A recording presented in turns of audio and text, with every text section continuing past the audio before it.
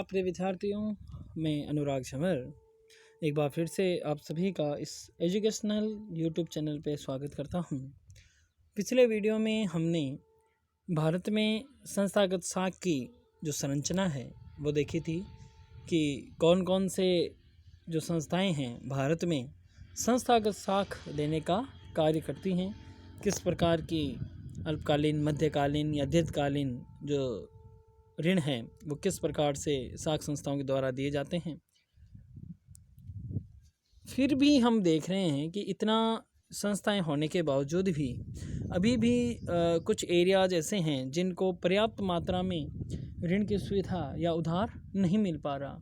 तो जो ये इंस्टीट्यूशनल क्रेडिट है, जो संस्थागत साख है, जो कि समाज के हित के लिए है, सरकार यही चाहती है कि जितना भी ऋण दिया जाए या जितनी भी साख सुविधाएं दी जाएं वो इन इंस्टीट्यूशनल के माध्यम से दी जाए, संस्थाओं के माध्यम से दी जाए, ताकि उन पे निगरानी रखी जा सकती हो, सरकार का उन पे नियंत्रण रह सके।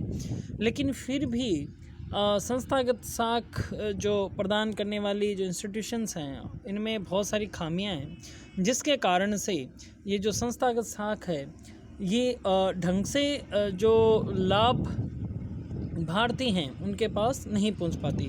तो आज के इस वीडियो में हम डिस्कस कर रहे हैं कि कौन कौन सी प्रॉब्लम्स हैं इंस्टीट्यूशनल क्रेडिट की, या जो संस्थागत साख है उसकी क्या क्या समस्याएं, उसको प्राप्त करने में क्या समस्याएं हैं, उसके वितरण में क्या समस्याएं हैं, कहाँ पे संस्थाओं को समस्या आ रही हैं। तो इनको हमने कई भागों में बांटा है, जिसमें पहला है औद्योगिक वित्त की समस्या। देखिए, औद्योगिक वित्त का तात्पर्य है जब कोई उद्योग धंधा लगता है तो उसको वित्त की आवश्यकता पड़ती है।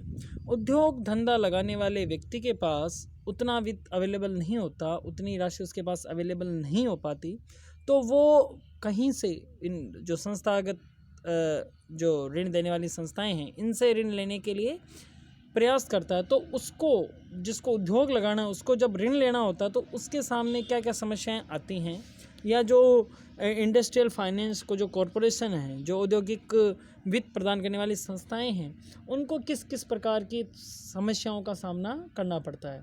सेकंड है संस्थागत कृषि वित्त की समस्या।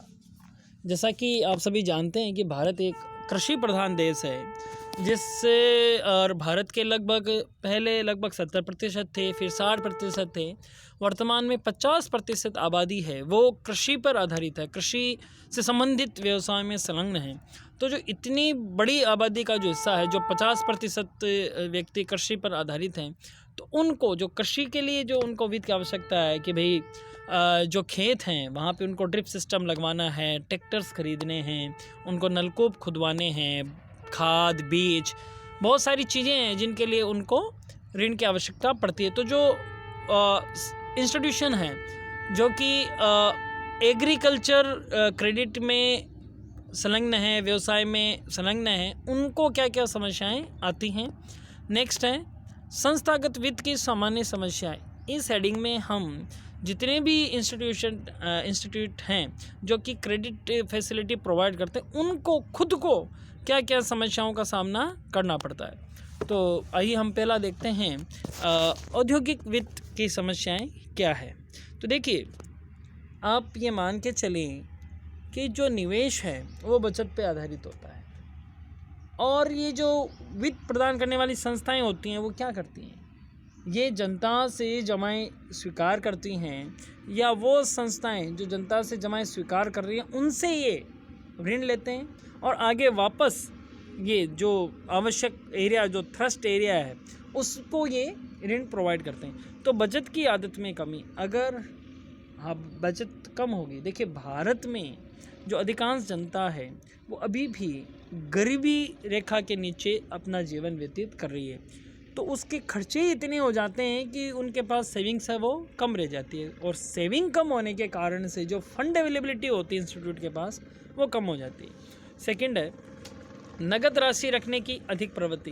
देखिए, हालांकि इस पॉइंट में अभी कुछ सुधार हुआ है। पहले क्या होता था कि अगर आपने जो खर्च कर दिया उसके बाद में जो आपके पास बचत रह गई, उस राशि को आप बैंकिंग इंस्टीट्यूट में या किसी संस्था में जमा नहीं करवाते।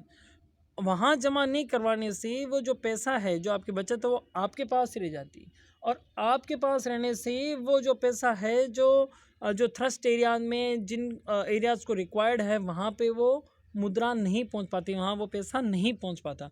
तो ये जो नगद जो राशि है, या कई लोग क्या करते हैं सोना चांदी में निवेश कर देते हैं, वो सोना चांदी घर पे पड़ा रहता है, वो पूंजी में कन्वर्ट नहीं हो पाता। इसके कारण से पहले ही हमारा देश जो कि पूंजी की कमी को झेल रहा है पिछले कई सालों से, और ऐसी स्थिति में भी हम जो हमारी बचत है उसको अगर हमारे पास ही रख लेंगे, नगद ही रख लेंगे, उसको चैनलाइज नहीं करेंगे, उसको पूरे सिस्टम में नहीं डालेंगे, तो फिर जो फंड अवेलेबल हैं वो कम हो जाएंगे। और ये एक प्रॉब्लम है कि जो उद्योगों को जो वित्त है वो इसलिए नहीं मिल पाता कि लोग जो अपनी बचत है उनको संस्थाओं में जमा नहीं कर पा रही। नेक्स्ट, अपर्याप्त स्टॉक एक्सचेंज सुविधा। देखिए भारत में हम देखते हैं कि जो मेजरली स्टॉक एक्सचेंज है वो BSE है, NSE है। ये स्टॉक एक्सचेंज क्या करते हैं, ये स्टॉक एक्सचेंज आपको एक सुविधा देते हैं कि आप अपना पैसा निवेश कीजिए, अच्छी कंपनियों में निवेश कीजिए। हर कंपनी अपना IPO लाती है, सेकेंडरी मार्केट में भी उसके शेयर्स अवेलेबल होती हैं, वो अपने प्लान्स है, विजन है, वो आपके साथ शेयर करती है, अपने रिस्क फैक्टर शेयर करती है। तो भारत में अभी भी हम देख रहे हैं कि जो स्टॉक एक्सचेंज है वो शहरों तक सीमित है। अब गांव-गांव में भी तकनीक के माध्यम से ये जो स्टॉक एक्सचेंजेस हैं इनका जो ऑनलाइन जो ट्रेडिंग है वो स्टार्ट हो चुकी है। बट प्रॉब्लम ये है कि शिक्षा की कमी है, या अभी भी भारतीयों में डर का माहौल है कि वो स्टॉक एक्सचेंज का पूरा फ़ायदा नहीं उठा पा रहे हैं, जिसके कारण से जिन कंपनियों को जो पैसा चाहिए, ऋण चाहिए अपने विस्तार के लिए, वो नहीं मिल पा रहा। नेक्स्ट है सुदृढ़ अभिगोपन संस्थाओं का अभिभाव।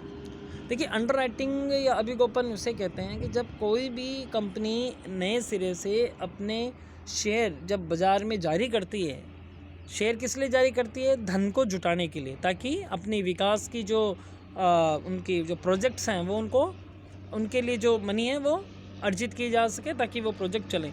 तो जब कभी भी कोई संस्था अपने रिक्वायरमेंट के लिए प्रथम बार शेयर बाज़ार में प्रवेश करती है, पूंजी बाज़ार में प्रवेश करती है, तो जितने शेयर वो इशू करना चाहती है उसका 90% सब्सक्रिप्शन होना चाहिए, अभिदान होना चाहिए, तभी वो अपने शेयरों को जारी कर सकती है। तो इस पूरी प्रोसेस में ये 90% की गारंटी देना, या वो जो इश्यू है फुल्ली सब्सक्राइब्ड हो, ये जो गारंटी देता है उसको हम अभिगोपन सर्विस कहते हैं। तो भारत में पर्टिकुलर ऐसी कोई इंस्टीट्यूट नहीं है जो केवल अंडरराइटिंग का ही काम करते हैं। ये जो इंस्टीट्यूट हैं भारत में वो लीड मैनेजर का भी काम कर रहे हैं, वो अंडरराइटिंग का भी काम कर रहे हैं, वो बैंकिंग का भी काम कर रहे हैं, जिसके कारण से जो बेनिफिट मिलना चाहिए वो नहीं मिल पाता। नेक्स्ट है कर भार। भारत में जो कॉरपोरेट टैक्स रेट है वो पिछले कुछ बजटों में कम हुई है, लेकिन फिर भी वो अभी भी बहुत ऊंची है, जिसके कारण से जो कंपनियों के पास मुनाफा होता है उनका एक बड़ा हिस्सा सरकार को कर के रूप में उनको देना पड़ता है, जिसके कारण से वो उस पैसे का ढंग से प्रयोग नहीं कर पाते। मैनेजमेंट इश्यूज़ हैं। देखिए भारत में अभी भी हम देख रहे हैं कि जो सिस्टम है वो है कि पिता के बाद में उस व्यवसाय को, उस कंपनी को उसका पुत्र देखता है, जबकि जो मैनेजरिकल कैपेबिलिटीज़ उस बेटे में हो या ना हो। जबकि फ़ॉरेन में हम देखते हैं प्रोफेशनली मैनेज कंपनीज़ होती हैं, चाहे वो उनका रिलेटिव हो कि नहीं हो, वो उन हाथों में देते हैं अपना बिजनेस जो कि अच्छा कार्य कर सकते हैं, जिनमें स्किल्स हों उससे रिलेटेड, जो प्रूवन रिकॉर्ड रखते हैं। तो ये जो मैनेजमेंट का इश्यूज़ हैं जिसमें सेट सारी चीज़ें अपने ही अंडर में रखना चाहता है, जिसके कारण से जो बेनिफिट मिलना चाहिए प्रोफेशनलिज्म का वो नहीं मिल पाता। वित्तीय सेवाओं में दोहरेपन की समस्या। देखिए जो फाइनेंशियल सर्विस प्रोवाइडर हैं वो उन्हीं सर्विसों को बार बार दोहराते रहते हैं, जबकि उनकी ज़रूरत नहीं है। नए सिरे से उनको जो नई सर्विस है हमको मिलनी चाहिए वो नहीं मिल पाती। औद्योगिक साथ हेतु स्पष्ट नीति का अभाव। देखिए सरकारें चेंज जाती हैं, कई बार पूर्ण जो बहुमत की सरकार नहीं आ पाती, जो सहायक दलों की सरकारें बनती हैं, तो जो सरकार की औद्योगिक नीति है जिसमें औद्योगिक साख से संबंधित नियम बने हुए हैं वो स्पष्ट नहीं हो पाते, उनमें परिवर्तन आता रहता है। कई बार जो टैक्स हॉलीडेज़ होते हैं उनको कम कर दिया जाता है, बढ़ा दिया जाता है। तो ये अस्पष्ट माहौल में जो जितनी रकम मिलनी चाहिए वो उतनी रकम उद्योगों को नहीं मिल पाती। वित्तीय संस्थाओं में वृद्धि, समन्वय का अभाव। जो फाइनेंशियल इंस्टीट्यूट है वो हम देख रहे हैं कि जो पुराने फाइनेंशियल इंस्टीट्यूट जो कि लोन प्रोवाइड करते हैं, उनकी खुद की हालतें इतनी ख़राब हो गई, वो खुद पूंजी के लिए तरसते रहते हैं, तो वो किस प्रकार से जो उद्योग हैं उनका कल्याण कर सकते हैं। क्योंकि अगर उनके पास खुद के पास पूंजी के सोर्स नहीं होंगे तो वो कैसे दूसरे उद्योगों को बढ़ावा दे पाएंगे। और जितने भी फाइनेंशियल इंस्टीट्यूट हैं उन सब में आपस में जो कोऑर्डिनेशन एक एक्सपेक्टेड होता है, वो कोऑर्डिनेशन उनमें लेक कर रहा है, और उस कोऑर्डिनेशन लेक होने के कारण से ही जो बेनिफिट मिलना चाहिए वो नहीं मिल पाता है। तो बच्चों, आज के इस वीडियो में हमने देखा कि किस प्रकार से जो भारत में जो इंस्टीट्यूट द्वारा जो क्रेडिट दी जाती है उनको अलग अलग समस्याओं का सामना करना पड़ता है, जिसमें औद्योगिक वित्त समस्या जो ए पार्ट है वो हमने पूरा इस वीडियो में कवर कर लिया। अब जो नेक्स्ट वीडियो होगा उसमें जो रेस्ट ऑफ जो हमारे समस्याएं हैं, संस्थागत कृषि वित्त की समस्या और संस्थागत वित्त की सामान्य समस्या, इनको हम डिस्कस करेंगे। तो आज के लिए इतना ही, धन्यवाद।